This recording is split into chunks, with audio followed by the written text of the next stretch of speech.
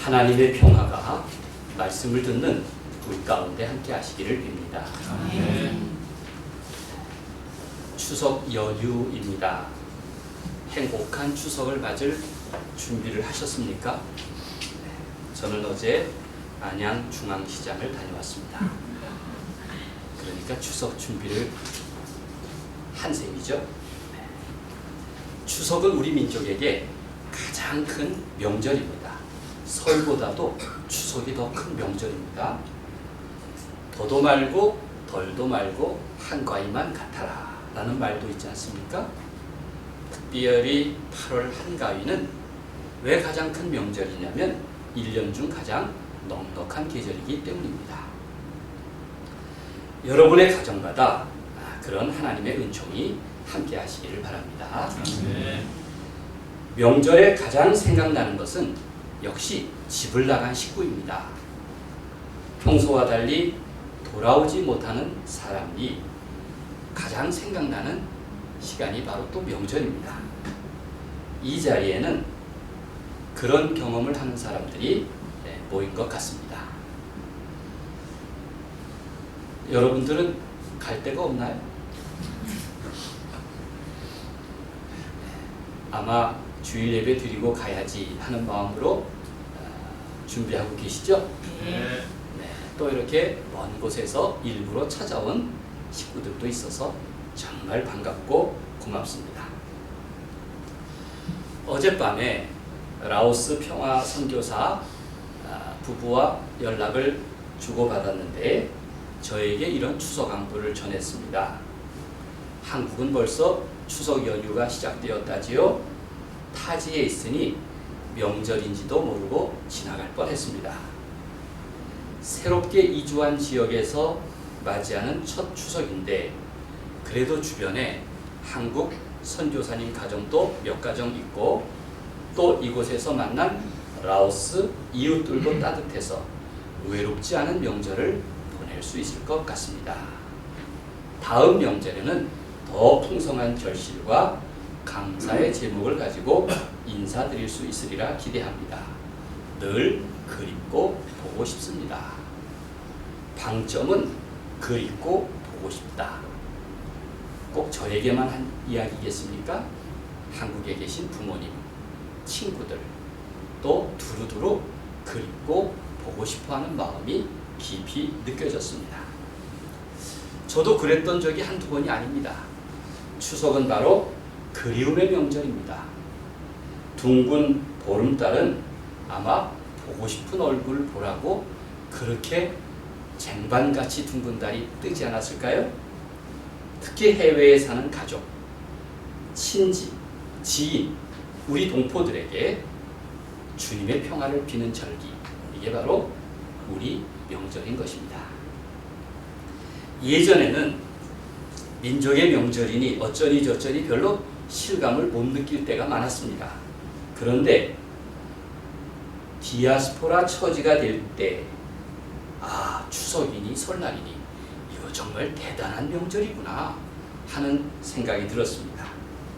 며칠 동안 온 나라가 들썩이는 이런 명절을 갖고 있는 우리 민족은 정말 큰 선물을 갖고 있습니다.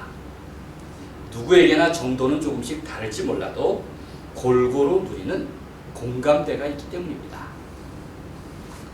오늘 본문은 이스라엘 백성이 대대로 지켜온 불임절이라는 명절을 소개하고 있습니다. 3대 명절인 무교절, 칠칠절, 초막절에 비할 바는 못되지만 하나님께서 자기 백성을 구원하신 날을 감사하며 축하하는 축제일, 그게 바로 오늘 소개하는 불임절입니다. 에스더서는 죽음의 낭떠러지에 빠졌던 유다 백성의 절망과 또 다시 생명을 얻은 기쁨을 맛보는 그런 과정을 소개하고 있습니다. 일종의 역사 에피소드라고 볼 수 있습니다. 그 주인공이 그 유명한 에스더 그리고 모르드게입니다. 이날 이스라엘 백성은 축제 때에 읽는 5 작은 두루마리 중에 하나인 에스더서를 읽습니다. 에스더서를 명절이면 낭독하는 것입니다. 에스더서는 바로 이방 땅, 디아스포라로 살아가는 유다인들에 관한 이야기입니다. 그들은 남다른 유일신, 곧 하나님을 믿는 믿음에 대한 전통 때문에 늘 이방인들에게 억압을 받았습니다. 유다인들에게 여호와 신앙을 지키는 일은 항상 살얼음판을 걷듯 불안했습니다. 여러분, 뿌리를 지키며 사는 일은 정말 용기가 필요합니다. 사실 유대인들을 보면 그들이 불신앙 때문에 포로로 잡혀왔는데 이젠 신앙을 지키려고 노력하자 그 신앙 때문에 고난을 겪게 된 것입니다. 조국을 떠난 디아스포라가 겪는 필연적인 역설이라고 할 수 있습니다. 역사적 배경을 요약하면 이렇습니다.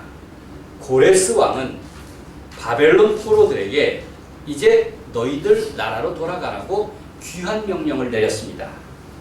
이제 자기 땅으로 돌아가서 자유롭게 그들이 섬기던 신을 섬길 수 있도록 해방령을 내린 것입니다. 우리가 잘 알고 있듯이 역대기라든지 에스라, 느헤미야를 보면 수룹바벨과 에스라와 느헤미야와 같은 지도자들이 많은 유다 백성들을 이끌고 바벨론에서 예루살렘으로 돌아왔습니다. 그래서 제2성전을 복원했고 예루살렘 성벽을 다시 재건했습니다. 그런데 여전히 많은 사람들이 돌아오지 못한 채 페르시아 땅에 머무르게 되었습니다. 생각해 보십시오. 제1동포들이 아직도 한국으로 돌아오지 못하는 이유와 같습니다. 아마 그곳에서 집도 짓고 장가도 가고 시집도 가고 삶의 기반도 마련했으니 또 한국 돌아와야 비빌 언덕도 없으니 선뜻 돌아올 생각을 못했을 것입니다. 당시 페르시아 제국은 아하수에로 왕이 통치했습니다. 그 왕은 아각 사람 하만을 제2인자로 세웠는데 그 하만은 아말렉족이었습니다. 그 아말렉족은 출애굽 당시부터 유대민족과 적대적인 역사를 갖고 있었습니다. 전쟁도 치른 경험이 있습니다. 사무엘상 15장을 보면 하만의 조상 아각은 모르드게가 속한 사울 가문과 원수지간이었습니다. 그래서 에스더의 삼촌인 모르드게는 자기 상관인 아말렉족 하만에게 무릎을 꿇지 않았습니다. 절하지도 않았습니다. 유대인인 모르드게가 아말렉족 아각의 후손인 하만에게 허리를 굽힐 수는 없는 노릇이다. 이렇게 생각했습니다. 모르드게는 오직 내가 절할 분은 하나님뿐이시다. 그리고 왕에게만 경의를 표했습니다. 하만은 이런 모르드게에게 분노했습니다. 그래서 유대인 전체의 씨를 말릴 음모를 꾸몄습니다. 왕에게 유대인은 왕의 법을 지키지 않는 민족이라고 음해했고 그 결과 왕은 하만의 말에 속아서 제국 전체에 살고 있는 유대인들에 대한 진멸 계획을 반포하기에 이르렀던 것입니다. 하만은 유대인들을 진멸이 뭡니까? 싸그리 죽인다는 얘기죠. 그 날을 정하기 위해서 제비를 뽑았습니다. 그 제비를 뽑는 행위를 부르라고 부릅니다. 부르. 거기에서 불임절이라는 명절이 생겨난 것입니다. 유대인을 모두 죽이기로 한 날을 정하는 부르, 제비를 뽑는 그 운명의 날이 바로 아달월 14일입니다. 하나님의 백성에게 위기가 닥쳤습니다. 모르드게와 모든 유대인들이 크게 절망합니다. 에스더 4장 3절은 이렇게 말하고 있습니다. 유대인이 크게 애통하고 금식하며 울며 부르짖고 굵은 베옷을 입고 재에 누운 자가 무수하더라. 여러분, 여기서 사용하는 모든 단어들은 깊은 절망을 의미합니다. 애통하다, 금식하다, 울며 부르짖다, 굵은 베옷을 입다, 재에 눕다. 마치 죽은 자들처럼 그렇게 행동했던 것입니다. 모르드게는 그 당시 왕후가 된 에스더에게 유대인의 목숨이 경각에 달렸으니 너도 즉각 나서라, 너도 즉각 행동하라, 그렇게 말합니다. 마침내 에스더는 자기 민족을 구하기 위해서 목숨을 걸었습니다. 그 유명한 고백을 여러분도 다 알고 계시죠? 죽으면 죽으리이다. 따라해 보십시오. 시작. 죽으면 죽으리이다. 여러분, 이런 마음을 갖고 있으면 세상에 못할 일이 없습니다. 죽으면 죽으리이다. 저도 자주 이런 말을 고백할 때가 있어요. 죽으면 죽으리이다. 야, 이런 마음이면 못할 일이 뭐가 있을까? 여러분, 크고 작은 염려를 가진 여러분들, 기도할 때 죽으면 죽으리이다, 이렇게 고백하십시오. 죽지는 않습니다. 반드시 지혜와 용기를 얻을 수 있을 줄로 믿습니다. 에스더의 믿음과 용기는 정말 모범적입니다. 에스더는 목숨을 걸고 왕 앞으로 나아갔습니다. 그리고 제2인자인 하만의 더러운 음모를 폭로하였고, 나도 죽을 운명에 처한 유대인입니다, 그렇게 당당히 밝혔습니다. 에스더는 왕후였지만 자칫 자신의 모든 것을 포기할 뻔했습니다. 그것은 민족의 구원을 위해서라면 죽으면 죽으리이다, 이런 다짐과 고백 때문입니다. 자기가 가진 것을 모두 내려놓을 때, 죽으면 죽으리라 라고 그렇게 다짐할 때, 그때 하나님의 손이 그를 구원하십니다. 하나님이 그들을 도우셨습니다. 하나님은 내가 모든 것을 내려놓을 때 반드시 나를 도우실 줄로 믿습니다. 에스더의 믿음과 용기로 페르시아 제국의 제2인자인 하만은 몰락합니다. 그는 자신이 꾸민 불의 때문에, 더러운 음모 때문에 꼬꾸라졌습니다. 사람의 목숨을 제멋대로 죽이려 한 자의 당연한 결과입니다. 성경은 불의한 자들의 종말을 이렇게 말씀하고 있습니다. 그의 재앙은 그의 머리로 돌아갈 것이다. 그의 포악은 자기 정수리에 내릴 것이다.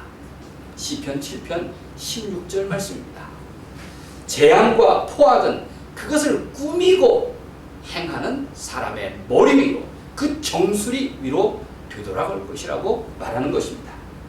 하나님을 알지 못하는 교만한 인간, 하나님의 백성을 진멸시키려던 지배자의 종말이었습니다. 하만은 졸지에 죽었지만 그가 죽이려던 유대인들에게는 생명과 평화가 찾아왔습니다. 상황이 바뀐 것입니다. 제2인자 하만은 나무에 매달려 죽고, 그가 죽이려던 사람들은, 특별히 모르드게는 제국의 2인자가 되었습니다. 유대민족은 죽음 직전에서 살아나게 되었습니다.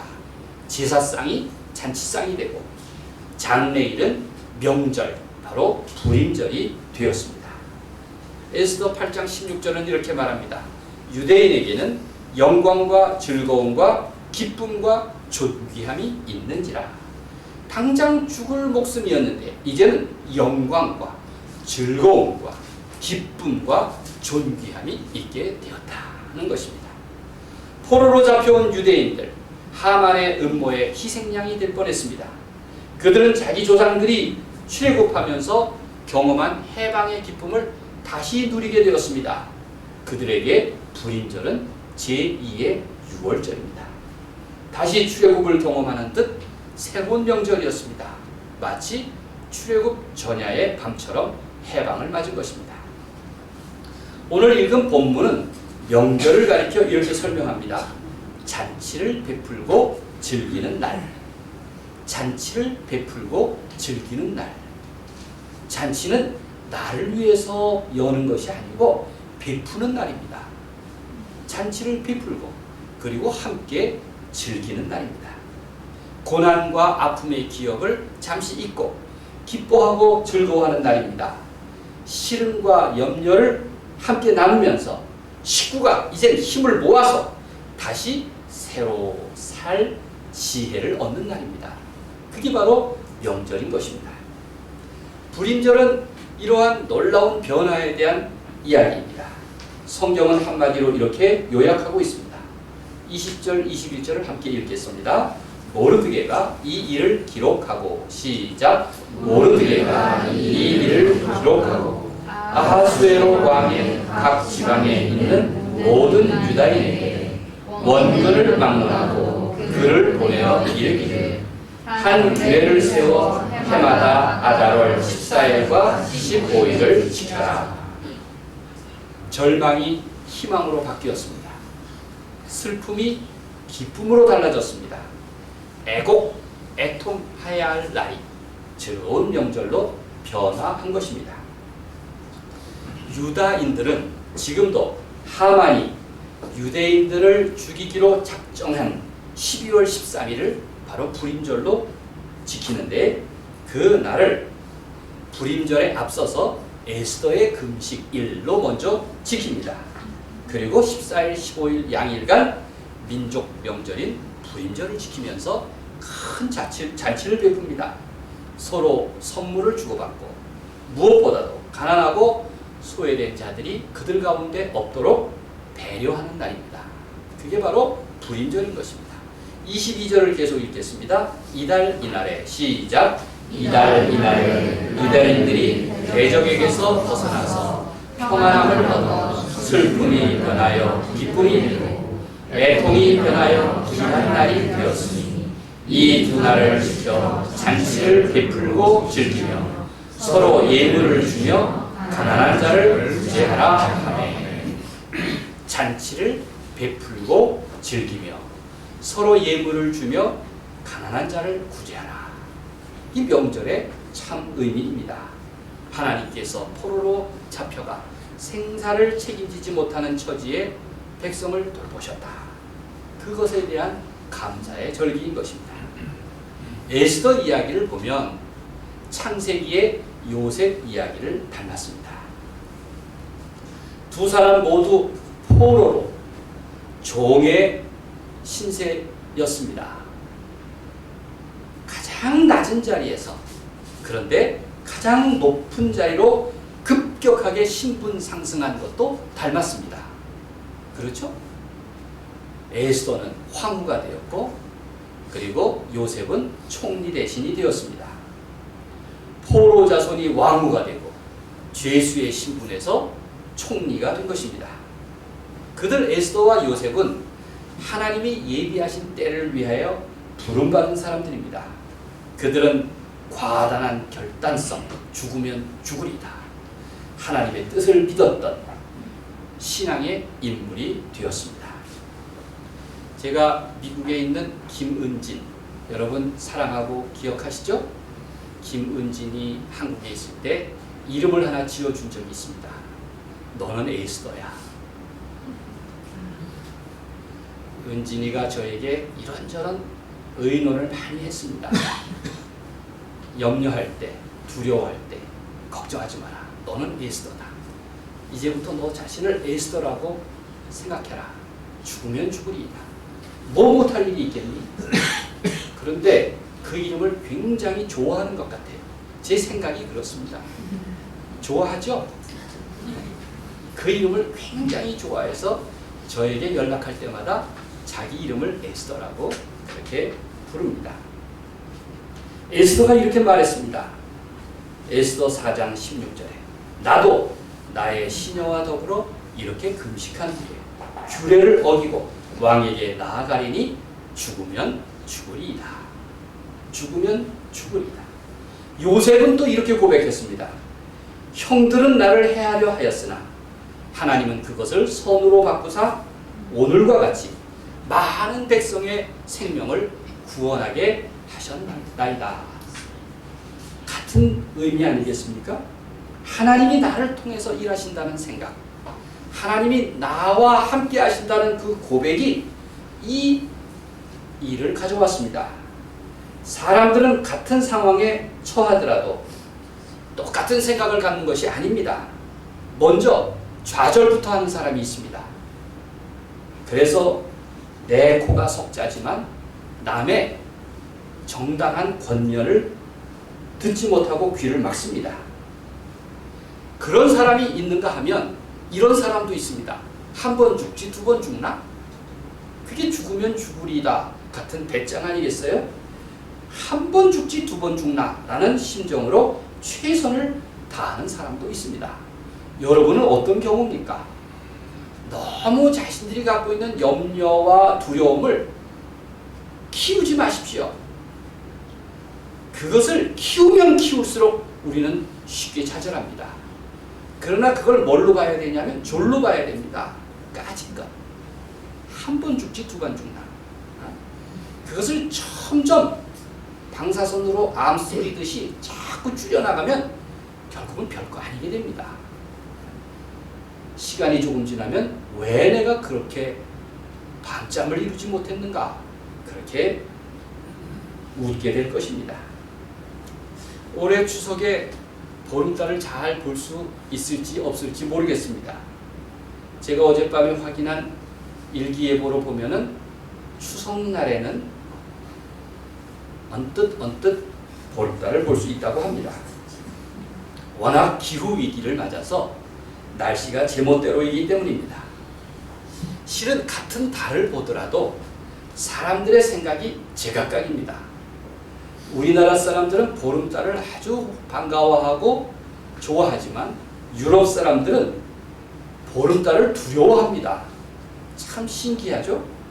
그들은 달 속에서 유형당한 남자의 얼굴을 본다고 합니다. 달에는 유배당한 남자가 있다. 그래서 달이 두려운 거예요. 아프리카 사람들은 질투하다가 쫓겨난 여인의 얼굴이 달 속에 있다. 이렇게 생각한다. 그게 보름달을 싫어해요. 아랍 사람들은 달 속에서 낙타를 보고, 인도 사람들은 토끼를 보고, 중국 사람들은 두꺼비를 본답니다. 우리나라 사람들은 정말 긍정적이에요. 우리나라 사람들은 개수나무 꺾어다가 초가삼간 지어서 양친부모 모셔다가 천년만년 사는 그 꿈을 보지 않습니까? 믿습니까? 그렇죠. 그 우리나라 사람들은 뭐가 잘 돼도 잘 될 민족입니다. 거기에서 개수나무 꺾어다가 초가삼간 지어놓고 양친부모, 우리 집 시부모만이 아니고 시댁 친정 부모 다 모셔다가 천년만년 사는 꿈. 얼마나 넉넉하고 다복한 꿈입니까? 바로 우리 명절은 그렇게 행복한 날입니다. 올해 보름달은 그런 그리움으로 가득 담은 둥근 달이면 좋겠습니다. 사랑하는 여러분, 신앙이 무엇입니까? 신앙은 상황을 변화시키는 믿음입니다. 하나님께서 나와 함께 하신다는 그 믿음이 나와 세상을 바꿉니다. 내 마음이 정녕 하나님 편에 선다면 적어도 세상을 바라보는 눈이 달라질 줄로 믿습니다. 이것이 바로 에스더의 믿음이었고 요셉의 믿음이었습니다. 하나님을 믿는 신앙은 바로 내 인생을 명절로 만들어가는 그러한 믿음의 과정인 것입니다. 제가 2011년 늦가을에 일본으로 평화기행을 간 적이 있습니다. 제가 이날을 특별히 기억하는 까닭은 평화기행을 떠나는 날 오전에 제가 과천 음파교회에서 군포지방 실행위원회가 열려서 색동교회가 설립하는 것을 받아들인다. 그렇게 회의를 한 날이기 때문에 기억합니다. 제가 그날 비회원으로 참여해서 그분들에게 색동교회의 과정을 설명했고, 그리고 만장일치로 그러면 색동교회 설립을 찬성합니다. 그렇게 인준을 받았습니다.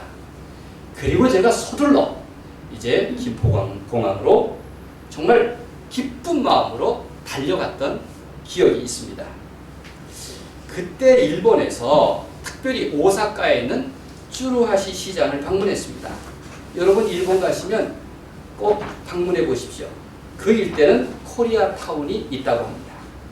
시장 골목이 마치 안양중앙시장 한 구석 같은 풍경이었습니다. 규모는 작았지만 한국 음식을 파는 식당들이 있었고 반찬 가게들, 또 떡집, 그리고 온갖 전을 파는 전집들이 있었습니다. 야, 여기가 제일동포들이 담고 있는 우리 역사의 흔적이구나. 제일동포들의 살림살이를 들여다보는 기회가 되었습니다.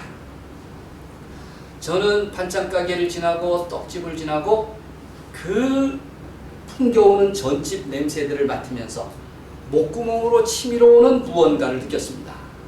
울컥한 거죠. 감동 같기도 하고 서러움 같기도 한, 아마 제일동포들에게서 느끼는 고난의 공감대 같은 것이었을 것입니다. 야, 여기에도 우리 민족이 사는구나. 이분들도 떡을 해먹고 전을 먹으면서 사는구나. 일상의 풍경에서도 그랬으니 만약 추석 풍경을 보았다면 더욱 깊은 민족 감정을 느낄 수 있었을 것이라 라는 생각이 들었습니다. 우리 색동교회는 명절이라는 느낌을 담고 있습니다. 어때? 서원아, 색동교회라는 이름에 명절이라는 느낌이 있니? 그렇잖아. 명절. 그렇죠? 색동, 색동옷, 색동저고리. 아마 명절을 색깔로 표현하려면 바로 색동일 것입니다. 우리 민족에게 모든 명절의 대표 색깔은 바로 색동입니다. 그 명절은 억지로 가야 하는 귀성행렬도 아니고 음식 장만에 피곤한 날도 아니고 사랑이란 이름으로 젊은이들에게 의무를 강요하는 그런 날도 아니라 누구나 기뻐하고 누구나 삶이 회복되고 힘을 받는 바로 그런 날이어야 합니다. 우리 교회가 그런 명절 같은 교회가 되기를 간절히 소망합니다. 또 민족의 명절을 기억하고 그 아픔과 기쁨까지 베풀고 누리는 그런 주님의 공동체가 되기를 소원합니다. 명절 같은 교회이만큼 여러분들도 명절을 명절답게 잘 쓰시고 일상 속에서도 명절의 기쁨을 늘 나눌 수 있는 그런 여러분이 되시기를 간절히 바랍니다. 바라기는 우리 민족, 특히 남과 북의 백성들, 해외에 흩어진 디아스포라, 그리고 더불어 사는 이웃들 모두가 함께 베풀고 즐기는 명절을 누리는 그날이 오기를 소망합니다. 하나님께서 우리 민족과 여러분의 가족 모두의 삶 위에 그런 넉넉한 은총을 베푸시기를 우리 주님의 이름으로 간절히 축원드립니다.